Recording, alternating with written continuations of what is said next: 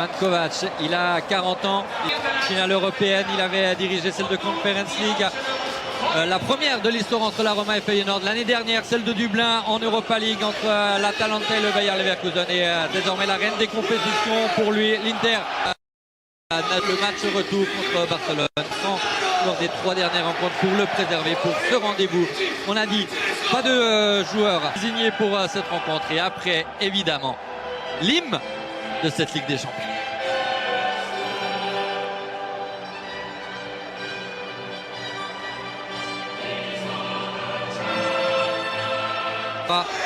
Qui ont été champions du monde. Dembélé aussi, il a été champion du monde et il y a des joueurs qui connaissaient tout grand match, qui savent ce que cela signifie de jouer de telles rencontres.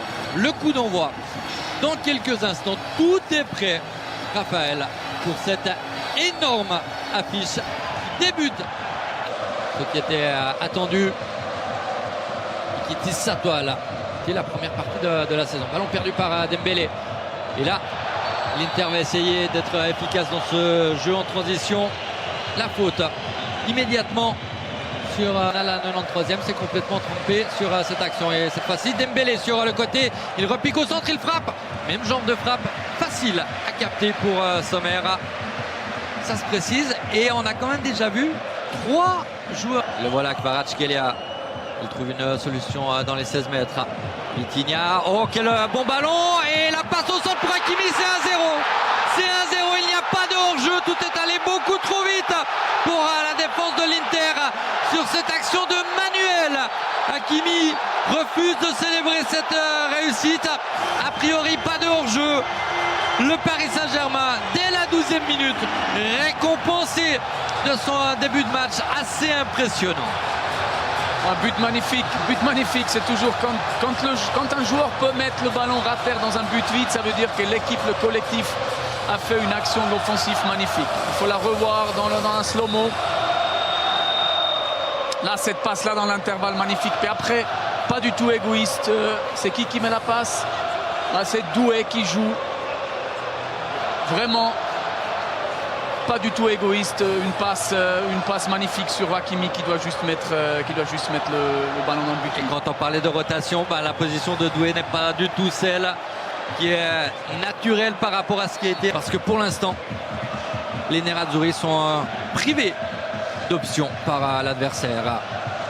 Ça va être intéressant de voir si à un moment donné ils vont avoir cette intensité pendant 90 minutes ou si à un moment donné ils lâchent un petit peu et puis donc plus de contrôle à l'Inter. Pour l'instant, ils ne veulent pas. Ils gagnent 1-0. Ça continue à presser. Et les faits, les résultats parlent pour Luis Enrique avec cette finale décrochée. Glisser de la même, mais on connaît aussi la force aérienne de l'Inter de Milan. Se bat pour obtenir un premier corner. Ce ne sera pas le cas. Très bon travail de Pacho. Et à 200 à l'heure, déjà de l'autre côté, Ousmane Dembélé. Doué, c'est presque un surnombre avec la frappe de Doué déviée par Di Marco. 2-0 pour le Paris Saint-Germain. Même pas 20 minutes de jouer ici à Munich. Et Paris fait déjà le trou dans cette rencontre. Rien à faire pour Yann Sommer parce que Di Marco a touché le ballon de Doué.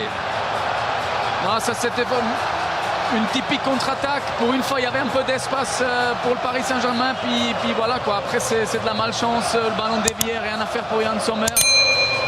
Voilà quoi. 2-0 pour l'instant mérité du PSG parce qu'ils mettent une intensité offensive et défensive de fou sur ces premières 20 minutes.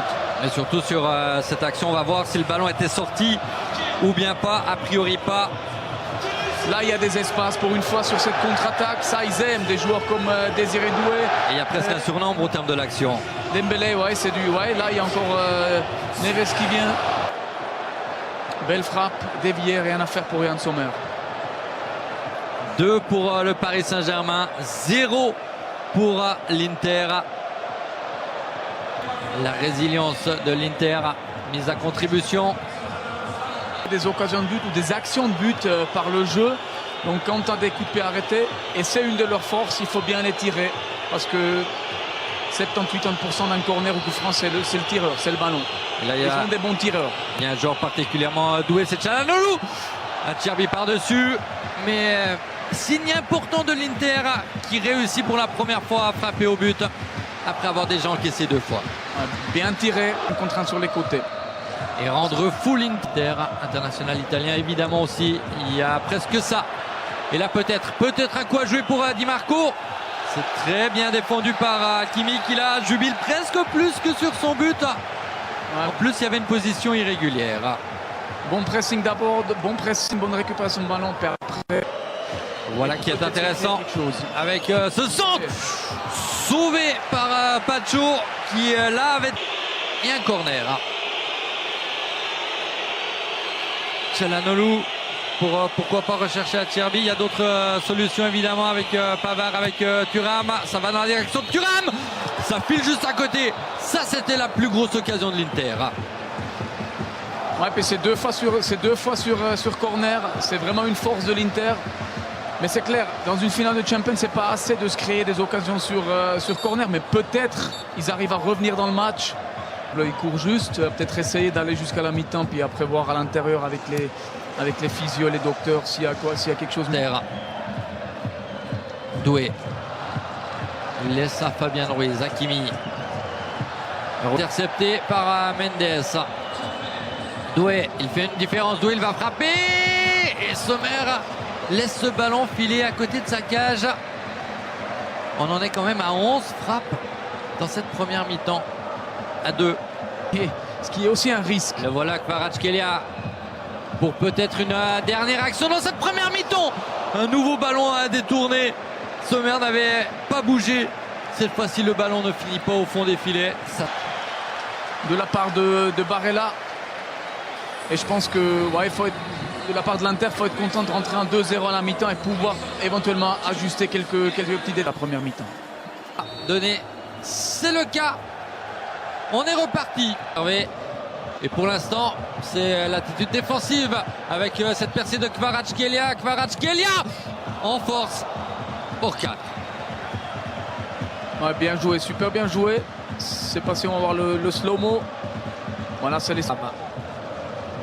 Barella, Dumfries, bien défendu par Pacho. Le contre-pressing et la faute, ça sera peut-être le premier carton. C'est un avertissement verbal et un avertissement de l'arbitre en direction de l'Équatorien pour qu'il se calme devant leurs supporters. Paris doit faire gaffe. C'est des petits détails dans un match comme ça, surtout contre une équipe comme l'Inter qui a tellement d'expérience, qui tout d'un coup ils reviennent par un coup franc, c'est 2-1.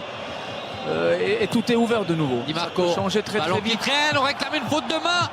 Monsieur Kovac n'a rien dit. L'action se poursuit et l'intervention de l'arbitre pour une faute de main italienne, semble-t-il.